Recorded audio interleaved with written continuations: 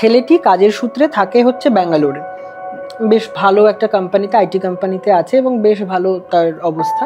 ওর যেটা হয়েছিল, ও বাড়িতে ছুটিতে এসেছিল, তো ও রাত জেগে বেশ মানে রাত জাগতো আর কি, 3টে, 3:30, 4টে এরম মানে এরম টাইমেও ঘুমাতো। ও আসার বেশ কিছুদিন পর থেকে দেখছে মানে ঠিক 3টে নাগাদ ওর বাড়ির সামনের একটা বাড়ি, তার ছাদে কোনো মহিলা ঘোরে।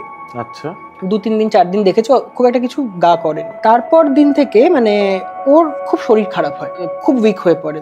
তো তো ওর মাকে বলে, ওর মা ওই রুমটাকে শিফট করে আর একটা রুমে দেয়। তো ওকে যে রুমে দেওয়া হয় সেই রুম থেকে পাশের যে বাড়িটা দেখা যেত সেখানেও সেই মহিলাকে দেখতে পাচ্ছে।